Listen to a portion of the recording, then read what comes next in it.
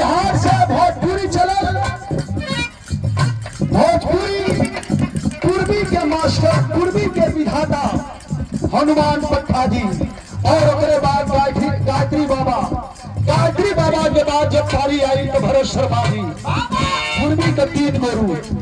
और जो हम गावे चले थे ये भरत शर्मा जी वाला रूप हो, जो हाल ही में आप लोग देख रहे हैं भारत और पाकिस्तान के बीच पहलगाम में हुआ आतंकी हमला, और उसके बाद भारत की तरफ से जो ऐलान किया गया, वही समय दोनों को नहीं फौजी सैया से कहले बा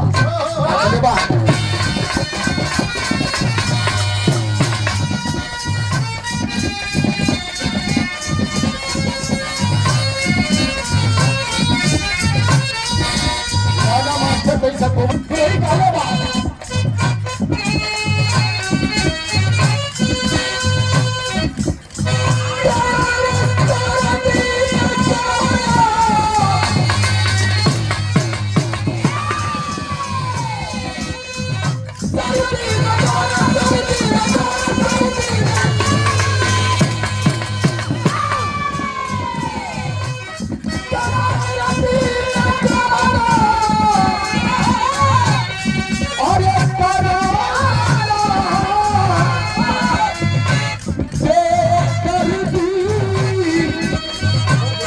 हर